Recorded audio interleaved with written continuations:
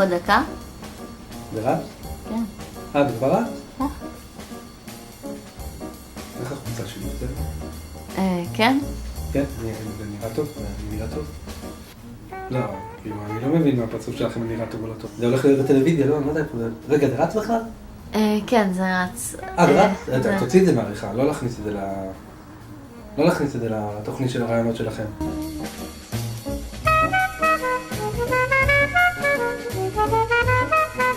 רגע, אנחנו מתחילים את הרעיון בה? כן, נראה לי, אתה מוכן? שנייה. כן. בסדר, אני רק אקח שלוק, בסדר? כן, אתה קצת זז לי פה, אני אכוון את המצלמה. טוב, אז בוא נתחיל. רגע, רואים לי את הקרן או שלא רואים? עכשיו לא רואים. עכשיו לא רואים? כן, הוצאתי אותך בכמה קילו. תוציא איתי טוב. כן, רק טוב. טוב, יאללה, בוא נתחיל, כן. אז בוא נתחיל, מה השם שלך? קוראים לי אהרון רייטר, אני בן 38. השם? כן, זה שם קצת רציני כזה, לא? סטנדאפיסט. לא, האמת היא מצחיק אותי שם. אני חושב שסוף סוף עושים שימוש נכון עם שם של ניצול שואה. אוקיי. סבא שלי היה ניצול שואה, קראו לו אהרון. כן. ובמשפחה אני הייתי הבן הבכור, ונהוג שהבן הבכור, אבא שלי, סבא שלי מסורת כזאת, משפחה יוונית, זה בלה בלה בלה. וסבא שלי גם היה ניצול, אז בכלל וזה, ואז אמרו לי, קרא לו אהרון. האמת היא שרוב השנים הייתי אורן. ובחרתי לקרוא לעצמי אהרון, כי אמרתי, שם במה, אמרתי, סוף סוף, השם של סבא שלי יקבל קונטקסט יותר חיובי. אוקיי. רגע, מה זה הרעיונות האלה? אני לא זוכר כאילו. התוכן שלי קבע לי את זה קצת. אז אנחנו פה בסדרת רעיונות של אנשים מתחום הסטנדאפ. תוכנית קוראים למה הם לא צוחקים. למה הם לא צוחקים? למה הם לא צוחקים, כן. והמליצו עליך.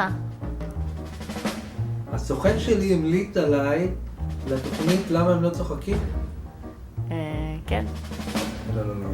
יש פה טעות בטוח. לא, תראה. אולי לא הסברתי את זה טוב. משהו פה לא מסתדר לי. אני אמשיך איתך את הרעיון, אבל אני חייב לברר את זה. לא התחלנו עדיין. לא התחלנו.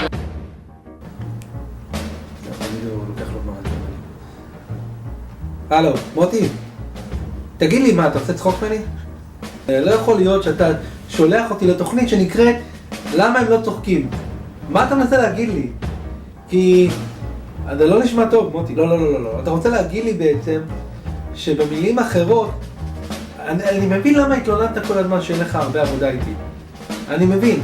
אז זה הרמז שלך להגיד לי למה אין לך הרבה עבודה איתי. אנחנו נסגור את העניין הזה, אבל תדע לך שאתה מפוטר.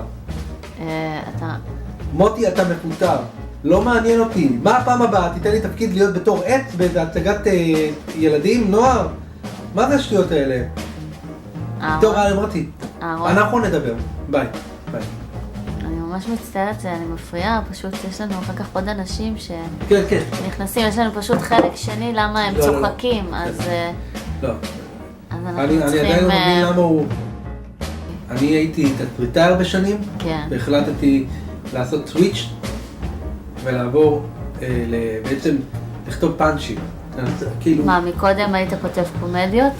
קודם לכן הייתי כותב, לא, הייתי דווקא כותב דרמה. בשנתיים האלה מה קרה בהופעות? בוא תספר לנו. אני לא יודע, הרבה דברים שחשבתי שהם מצחיקים, כנראה, לא יודע, הם לא הצחיק אותם, הם לא קלטו.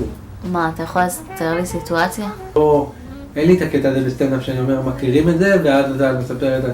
אני גם לא הבנתי את הקטע הזה גם של מכירים את זה. מה זה הקטע הזה של סטנדאפיסטים שהם אומרים מכירים את זה? כן, ברור שאנחנו מכירים את זה, אתה מדבר עלינו, על החיים שלנו. איך אנחנו לא נכיר את זה? למה אתה צריך להגיד את המשפט הזה? זה כזה מטומטם. כשסיפרתי את זה לקהל, את העניין הזה שסטנדאפיסטים אומרים כל הזמן מכירים את זה, אז קהל לא צחק. כנראה שהם לא אהבו את זה שמזכירים להם שצוחקים עליהם באיזשהו אופן בהופעה. אני הזכרתי להם שצוחקים עליהם, אז זה לא עבוד. והם לא מבינים אותי, זה יכול להיות. יכול להיות שאני יותר מדי גאון בשביל התקופה הזאת. רוב הגאונים לא נתפסו כגאונים בתקופתם. אז יכול להיות שאני בעצם גאון, ואני עולה פה, אני מקדים את זמני, יכול להיות. יכול להיות שלא הקדשתי מספיק מחשבה על הכתיבה, לפני שעליתי לפה. לא הבנתי, קודם אתה אומר אמרת שאתה גאון, עכשיו אתה אומר שלא השקעת מספיק. זה שילוב של השניים, אני חושב. שילוב מוזר, אבל שילוב אפשרי. אפשר להיות גם גאון וגם כושל, בו זמנית, לא? אתה בהופעות. אז זהו, זה מה שרציתי להגיד, כן. אני, לפי התגובות של הקהל, הם לא צוחקים. אוקיי. ואני לא מבין באמת למה. משהו כזה. אני שומע את זה. וזה נשמע כמו זוג ידיים אחד, מתוך כל העולם. אז אני לא יודע אם יש בן אדם אחד, או יש אחד מתוך 50 שמחא כפיים. אין לי מושג, את יודעת. זה מצחיק, זה כן, זה... יש עוד משהו שאתה רוצה להוסיף?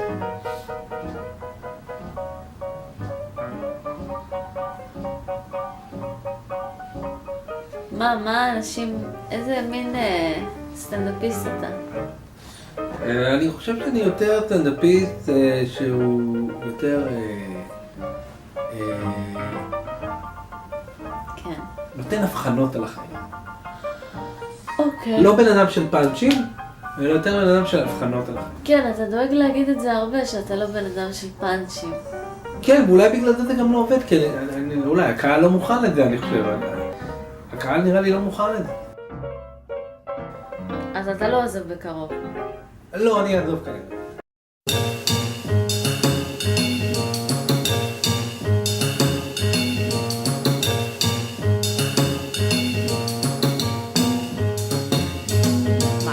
Told me that I was right out of my head the way he described it.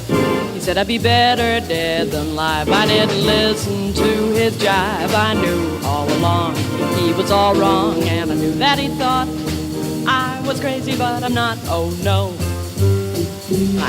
פשוט יש לנו עוד אנשים. אבל למה? אנחנו צריכים לסיים. רגע, איפה זה? נתת לנו באמת מספיק חומר. אני לא חושב שדיברנו מספיק. בכל מקרה אנחנו צריך לקום, כי תכף מישהו בא. טוב, תודה. בסדר? אז תודה. אני... כן. אתה יכול לקום בבקשה? עכשיו כאילו? כן, הוא תכף בא. זה המקום שאנחנו מצלמים בו. ואנחנו לא יכולים כאילו אוף דה רקורד כזה לדבר? לא, זה בסדר. תודה רבה. טוב, תודה. ביי, להתראות. ביי, ביי. ביי. Before I came to, now do you think I was crazy? I may have been only 3, but I was swinging. They all after Dave Graham Bell. They all after Edison and also an Einstein. So why should I feel sorry if they just couldn't understand the reasoning and the logic that went on in my head?